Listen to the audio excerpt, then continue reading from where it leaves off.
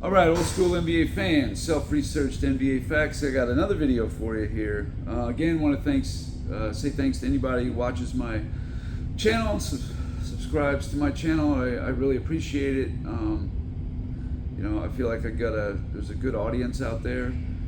I think you guys think along the same lines as I do. I know the last video I did about the best shooter, that one is just, it's just an all opinion based one, really. There's no real concrete proof to say that, and I just hate when people say things as matter of fact, that the media does.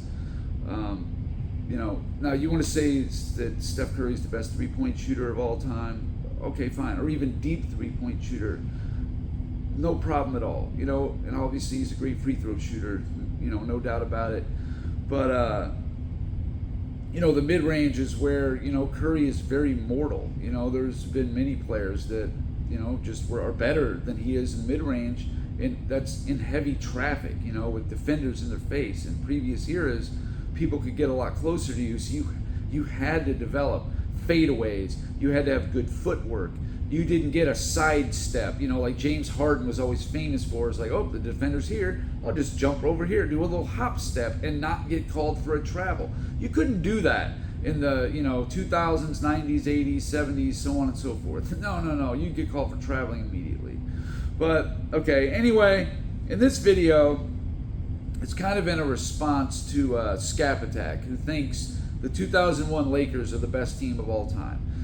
He thinks that because of, I guess, their record in the playoffs, even though there's been teams that have done that before. And he thinks the competition was just so tough. Yeah, it was pretty tough. But here's my thing to that is all the teams in the West, the West obviously was better than the East. They had, more all-NBA players. They were just clearly had better players in the conference, no doubt about it. But when I took a closer look at some of these teams in the West, here's what I noticed. Now, the Lakers played Portland, a 50-win team, and that's one of the things that Scap Attack talks about is, oh, well, the Lakers, they had to play a 50-win team right away in the first round. Okay, that may be true. 2001 Portland Trailblazers. They were 50-32. That was their record. What if I told you that they were 24-6 against the West, against the East, and they were 26-26 against the West? Exactly. They were 5-3 against the top four teams in the East, and 19-3 against the bottom 11 teams in the East. So that's where they got all their wins, just like all these teams. That's where they got this ballooned record, is because the East was so weak, and it wasn't like back in the 80s and the 70s where you only played these teams twice, but there would only be 23 to 25 teams, something like that. Well, then you'd only play 24 of your games against the other conference. Well, then because there was 15 teams in the East and 14 in the West, also a little higher concentration too. If there was another weak team in the West, it would have probably brought things down a little bit. But anyway, because there was so many weak teams in the East and you got to play so many of them, you just balloon up your record. Another one is the Dallas Mavericks. They were 53-29. Okay, that's a good record, but it's not like great or elite. Well, against the East, they were 23-7. Okay, and then again, they were 5-3 against the top four seeds in the East. So the bottom 11 teams in the East, they were 18-4. 18-4. That's where you're going to get the bulk, of your wins right there. Another team like Utah, they were also 53-29. They were 22-8 versus the East. That's a pretty good record, wouldn't you say? 4-4 against the top four teams, 18-4 against the bottom 11 teams. There just wasn't a whole lot of parity.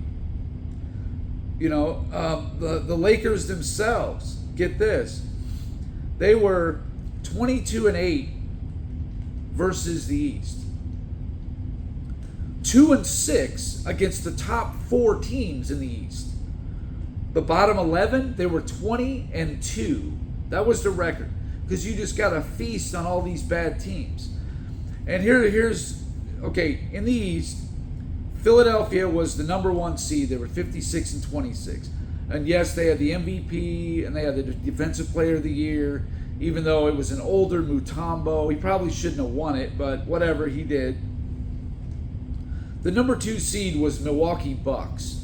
Again, they're not a 50-win team because the East was so weak and they got to play them so many times. They got these inflated win totals. But they had Ray Allen and not much else. Miami, who was the 3 seed at 50-32, Alonzo Mourning went down early in the year. They had like Anthony Mason, Eddie Jones. That's a 50-win team. Are you kidding me? But they were. Anthony Mason was in his 30s or whatever. And the Knicks were 48-32. I think that was what, Sprewell and Allen Houston and that whole thing. That was your 4 seed, 48-32 Knicks. And then in the East in 2001, you had Toronto was the 5 seed. They were 47-35. They had Vince Carter. He's their leading scorer. Okay, but not much else. That was the theme of a lot of these teams in the East. You had like Ray Allen and not much else. You had like Vince Carter on Toronto, but not much else. You had Tracy McGrady in Orlando, but not much else. So Orlando was a 43-win team. You had Charlotte, 46-36. They had Jamal Mashburn as their best player. That's what I'm saying. Like Mashburn, he's a decent player, probably even a number 2 or a number 3 on a team. But as your number 1 player, give me a break. How about the Atlanta Hawks? Tony Kukoc and Jason Terry were their leading scorers. Tony Kukoc and Jason Terry were their leading scorers. Boston had Paul Pierce and Antoine Walker. Okay, there's a pretty good duo, but that was it. Not much else. They only won 36 games.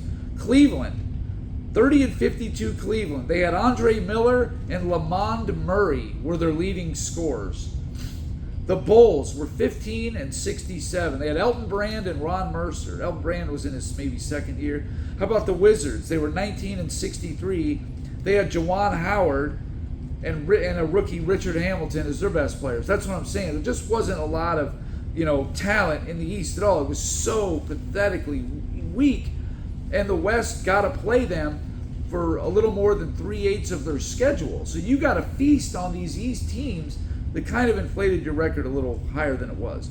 Now, I took a look at the 1997 Bulls and what they did. And actually, the 1997 season in their conference, they had 6 50-win teams in the conference, where the 2001 West had 7. Okay, so you got one more. But the East in 97 had 6 54-win teams, where the 2001 West had 3. That's it. They only had 3 teams win you 54 plus games, 2001. So I argue that the East in 97 was stronger than the West in 01. They had 6 teams won 54 games. Now in the first round, the Lakers in 01 played Portland, 50-32. The Bulls played the Washington Bullets.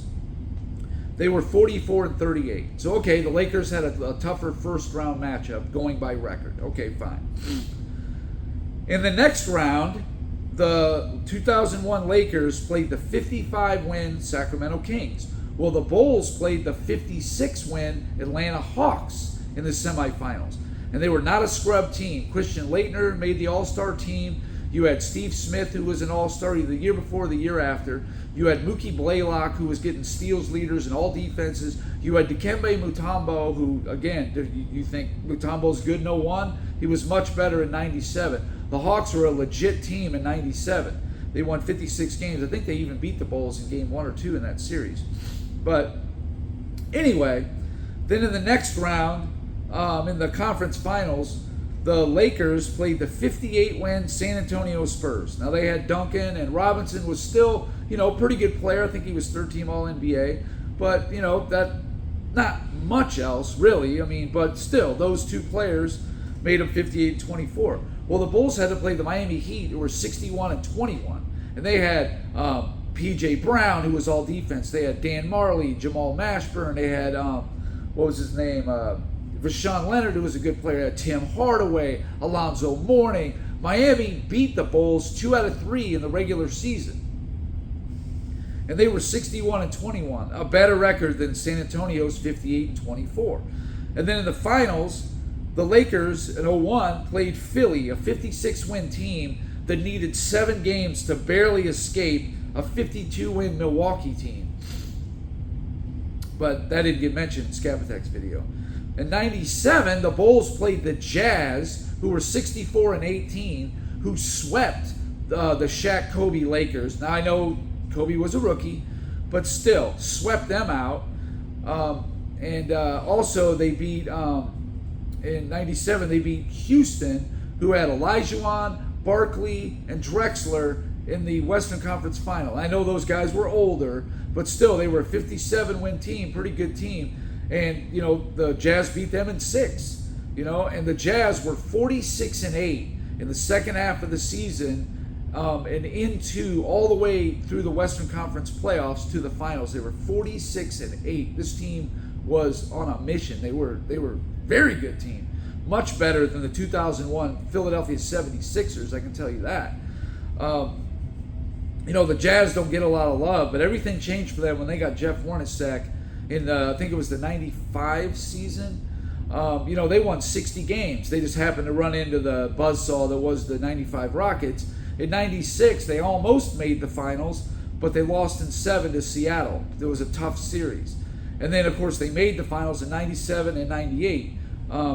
Philly had one trip to the finals, and that was it. They were never even sniffing the finals ever again, making like a deep run to the conference finals. That was it. They had that 1 year. That was it. So anyway, all I'm saying is I believe the 97 Bulls, who were 69-13 in the regular season, and they lost 1 game in the semifinals, 1 game in the conference finals, and they lost 2 games in the finals. Yeah, they were 15-4. The Lakers were 15-1. But I argue that the Bulls had a little tougher road of it against, better teams in the semifinals, the conference finals, and the finals. And, being 69-13, even with all the injuries, I don't think the Lakers would have won, 69 or 70 games. And I think there's other teams that were better than them too. And I'm probably gonna get into that and maybe do a 2 or a 3-part series about the greatest team of all time, because I don't think it's the 01 Lakers. I think they're among them. I think maybe they were in the top 5, 6, something like that. But no, they're not better based on competition. That's for sure. And I know about the win differential and all that, and all, that's great. But it's hard for me to really say they were the best team. And also because of the injuries, they only had a 56-win team. But I'm sorry, but your team was injured. You can't have 56 wins in the regular season. All told, the 2001 Lakers won 71 games. Well, the Bulls in 97 in the regular season won 69, almost as many. They won 84 games. They won a lot more games than the Lakers did. And that's really what it's all about.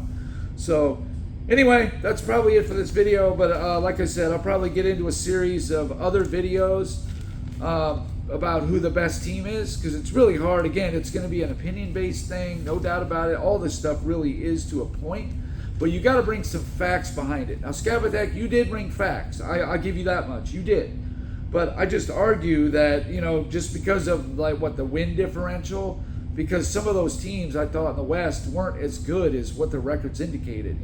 Like Portland, they were fading. After the 2000 meltdown, they faded. And they were lucky enough to have an incredible record, beat up on the East. They were 24-6 against the East, but 500 against the West. They were 26-26 against the West.